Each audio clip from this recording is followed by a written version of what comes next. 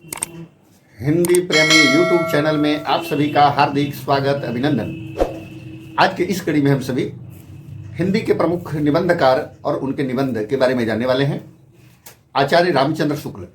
आचार्य रामचंद्र शुक्ल का जन्म 1884 ईस्वी में उत्तर प्रदेश के बस्ती जिला अंतर्गत अगौना नामक ग्राम में हुआ। इनकी औपचारिक शिक्षा तो मैट्रिक तक ही हुई, परंतु व्यक्तिगत स्वाध्याय के बल पर इन्होंने अंग्रेजी का, संस्कृत का, बांग्ला का भी अच्छा ज्ञान प्राप्त किया और इसी के बदौलत अनेक पुस्तकों की रचना अनेक विद्याओं के साथ साथ किया है। आइए इनके बारे में हम सभी जानते हैं। और इनके विद्वता को देखते हुए बाबू श्याम सुंदर दास ने इन्हें हिंदी शब्द सागर के संपादन के लिए काशी नागरी प्रचारणी सभा से संबद्ध कर लिया और इन्होंने भी अत्यंत निष्ठा के साथ इस कार्य को इन्होंने संपन्न किया। और हिंदी साहित्य का इतिहास का जो भूमिका है उसको भी इन्होंने लिखा और काशी हिंदू विश्वविद्यालय जैसे प्रतिष्ठित संस्थान का अध्यक्ष पद भी इन्होंने संभाला। शुक्ल जी एक उच्च कोटि के विचारक के साथ साथ निबंधकार, युग प्रवर्तक के रूप में, आलोचक के रूप में, समीक्षक के रूप में, निबंधकार के रूप में रहे हैं और हिंदी साहित्य के इतिहास लेखक के रूप में भी अपने मानदंड को स्थापित किया है।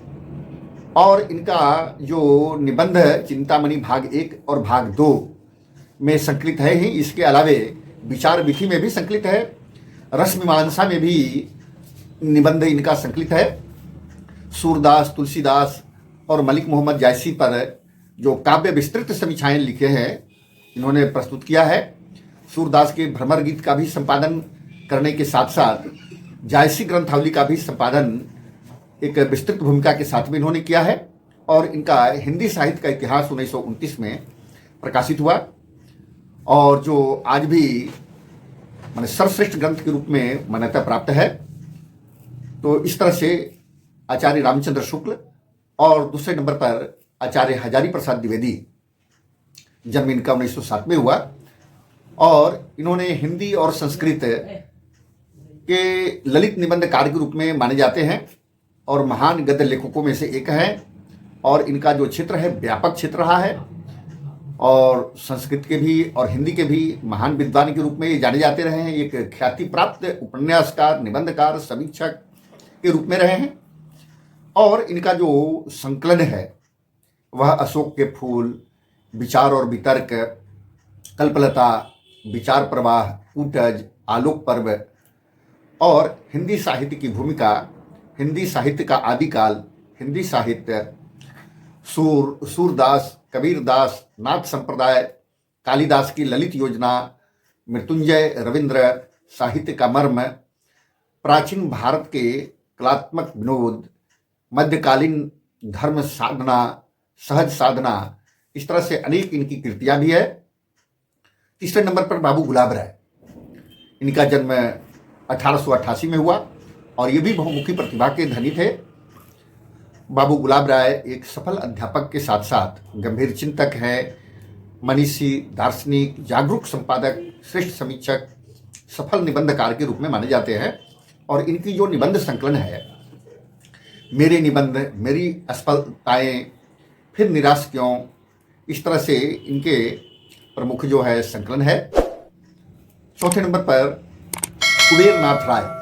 इनका जन्म 1935 में हुआ था और ललित निबंधकार के रूप में कुबेरनाथ राय जी का जो प्रमुख संकलन है रस आखेट, प्रिया नीलकंठी, विषाद योग, पर्ण मुकुट, लौह मृदंग, गंधमादन, महाकवि की तर्जनी, कामधेनु, त्रेता का बृहद सभा, बृहद साम, तो ऐसा इनका जो है संकलन है और इन्होंने वर्णात्मक एवं विवरणात्मक निबंध भी लिखे हैं और इनका जो भाषा है संस्कृत निष्ठ तत्सम प्रधान शब्दावली से युक्त है, परिनिष्ठ है, प्रांजल हिंदी है, शब्दचयन में भी पर्याप्त सजग है तथा लोक जीवन के शब्दों का भी प्रयोग इन्होंने अपने निबंधों में किया है।